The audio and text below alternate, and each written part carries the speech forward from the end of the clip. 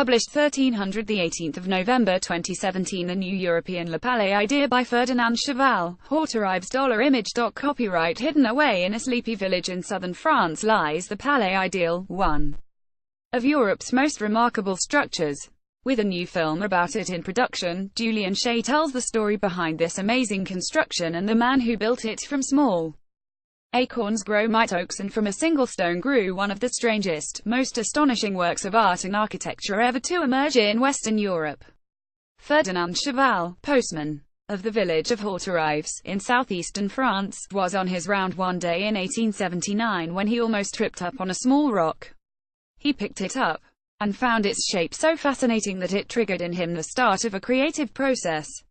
Over the following 3 decades, in the course of his rounds, he picked up more and more stones and took them back to his home in the village where, with no artistic, architectural or construction training, Cheval fashioned them into a vast, ornate building, unlike anything the world has ever seen. Le Palais Ideal rarely has any creative endeavor of any kind blended together such wildly diverse features into such a remarkable whole. Columns, a tomb, Pacific Island-style statues, temples of all faiths, galleries, staircases, animal carvings, all are represented here in the inspired lifetime's work of one utterly unique imagination, which has gone on to inspire many more. Le Palais was championed by the likes of Picasso and the Surrealists and is now regarded as one of the finest examples of naive art, the term applied to artwork created by those lacking formal training, and listed as one of France's historic monuments. But lying well off the beaten track, the nearest train station from the tiny, otherwise unremarkable village is half an hour away. This treasure is hardly one of the country's, let alone Europe's, most high-profile visitor attractions. Its creator remains, therefore, a relatively obscure figure in the story of European art and architecture. As such an eccentric, anomalous character, there is a danger he could stumble to being little more than bizarre, forgotten. Footnote: he deserves more. The announcement, then, that a new film is being made, starring the actor Jacques Gamblin and telling the story of Cheval is therefore encouraging news. This postman, who became an artist and builder, had not even started out as a postman. Born in the village of Champs-sur-Hibes, about 100 kilometers south of Lyon in the department of Drôme, into a life of respectable poverty which he never escaped nor sought to, Cheval left school at the age of 13 to become a baker's apprentice. As a young man, he avoided military service, possibly because of his small size, and married a woman, Rosalie Revel. Their first child, Victorine Joseph Fernon, died as an infant, but a second son, Ferdinand Cyril, was born shortly afterwards. Rosalie herself died in 1873, by which time Cheval had joined the postal service, and their surviving son was entrusted to the care of his godparents. Cheval was then transferred to a route of around 28 kilometers a day, centered on Horterives, and met Clara Filomena, who would become his second wife.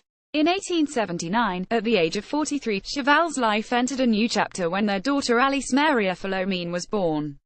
That same year, the postman had his artistic epiphany on his round. A routine existence which had long been unremarkable was about to become a life less ordinary. Cheval later said that the incident had prompted in him a memory of a dream he had had about 15 years earlier. In the dream, he had stumbling while out walking and, inquisitive about what had tripped him up, set about building a palace, a castle, or caves. I told no one about the dream for fear of being ridiculed, and I felt ridiculous myself, he recalled. But when the first part of the dream almost happened, while out on that fateful round, he set about making the second part come true too. A stone almost tripped me up, he wrote. I wanted to know what it was and saw a stumbling block of such a strange shape that I dropped it into my pocket to admire. At my leisure, I went back to the same place and found even more beautiful stones, and said to myself, since nature wants me to sculpt, I will produce masonry and architecture. The inspiration and motivation for the building, initially called the Temple of Nature, came in visions seen in a trance-like state Cheval could never explain, but he recorded them and built them into his monument. He also drew ideas from the nature he encountered on his rounds, as well as images from the postcards and illustrated magazines he delivered. These were new innovations at the time and, with the spread of lithography and photography, helped stimulate Cheval's imagination and bring images from around the world to this secluded corner of France. There is also a school of thought that at some point he left the village to travel to North Africa, gaining first-hand knowledge of some of the Islamic-style features which appeared in his palais.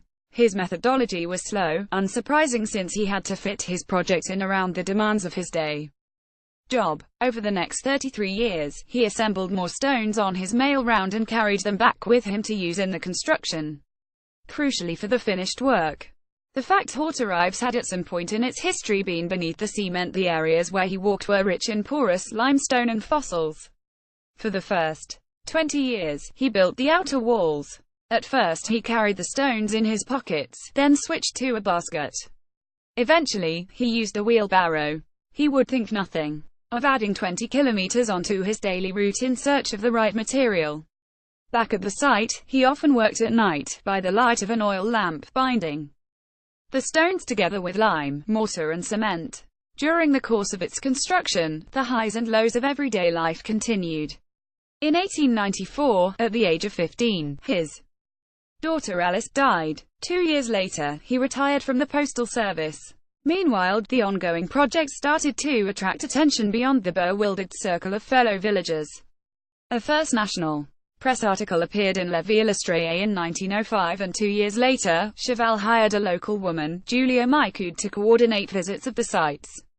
When a photographer began selling postcards of his work, he successfully sued to retain the monopoly and issued his own postcards. Finally, in 1912, the year his last surviving child, the now adult Cyril, died, he declared his labor of love completed. 26 meters in length and 12 meters high, Le Palais represents a mix of different styles. Gaudi and Dali's works are often cited in comparison for guidance, but even they are not quite adequate preparation. The first part to be built was the eastern face, including such diverse features as a Hindu temple, statues of Julius Caesar, Archimedes and leader of ancient Gaul, Vercingetorix, and on a more human scale, an enclosure featuring Cheval's own wheelbarrow and building tools. On its western side, a medieval castle, Swiss chalet and Algerian-inspired house can be found, together with the mosque-type feature in the southwestern corner, giving access to the building's terrace. The northern and southern facade celebrate nature rather than humankind, featuring animal and plant designs. Amongst the building's many inscriptions, some profound, some personal, are, "This monument was built by a peasant, remember that believing is achieving," and 10,000 days, 93,000 hours, 33 years of struggle. Let those who think they can do better try. He had hoped he could be buried inside his creation, but when permission for this was denied by the authorities, in 1914, the year his wife died and the rest of Europe fell to an all-consuming war, this restless creator went back on the road with his trusty wheelbarrow to start work on a mausoleum in Hauterives Cemetery, close to his palais. He completed the Tomb of Silence and Endless Peace in 1922, 2 years before his death, aged 88, after which he was laid to rest inside it.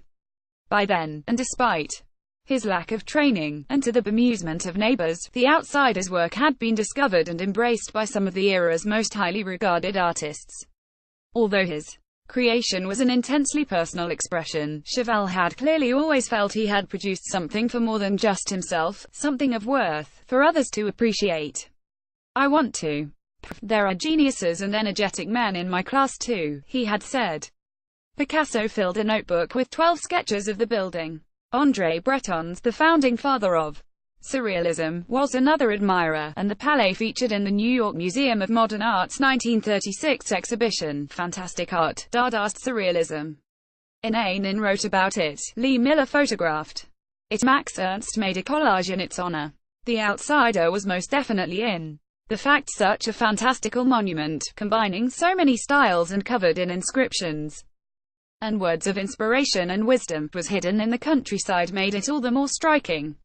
But in truth, bemusement was felt not just by the residents of Hauterives, watching a steady procession of rarefied visitors making their way to their village, but also by some of those who made the trek.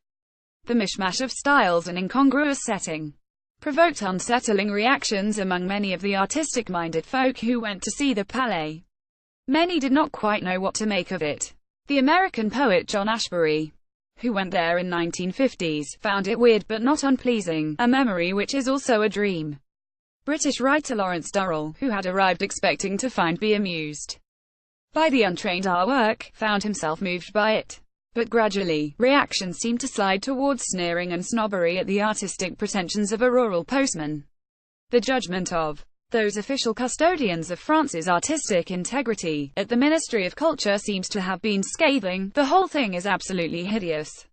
Appalling bunch of insanity that is clouded in a boorish brain. By the 1960s, Chevale's work was at best forgotten, and at worst, actively hated. One critic described it as absolutely hideous. A deplorable stack of insanities that has scrambled in an uncouth man's brain, and as the years passed, the building fell into an increasing state of disrepair. This decline was stopped by a 1968 editorial in Le Figaro, decrying the flickering flame of what had once been such a bright artistic light. The French government, previously sniffy, was admirably quick to react, and in 1969, Culture Minister André Malraux declared the building a national monument, saying, "In a time where naive art has come significantly true, it would be childish to not classify, when it's us, the French people, who are lucky to own the only naive architecture in the world and wait for it to destroy itself." A unique structure was saved for a new generation, and a legend was reborn. In 1986, the Postman received the ultimate professional honor, his picture on a stamp, and in 1994 the town of Hauterives took over ownership from Chevale's descendants. Since 2010, Le Palais' reputation as a source of creative inspiration has embraced music, with concerts staged in front of one of the most distinctive backdrops anywhere in the world. But while it is cherished locally, and enjoyed by the intrepid visitor, it is hard to claim that the building, or its story, have the attention they deserve. The new film, scheduled for release next year, will hopefully address that. Directed by Nils Tavernier, it will feature Jacques Gamblin as Chevale and Laetitia Castor as his second wife, and should allow the story of the humble postman and his remarkable life's work to be told to a wider global audience and inspire a new generation of visitors. Facteur Postman Chevale may not be one of the world's most famous builders, or even most famous postman, but he was one with an imagination like no other, who produced a building like no other, and perhaps deserves to share the epitaph of one of the craft's greats, Sir Christopher Wren. If you seek his monument, look around you. Chevale wanted his palais ideal to be his tomb. Instead, it has kept the name and memory of its creator alive forever. And to those critics who remain, one of his slogans on the building has the right riposte: let those who think they can do better try. Julian Shea is a freelance writer and broadcast and print journalist, and an associate lecturer at St Mary's University, Twickenham.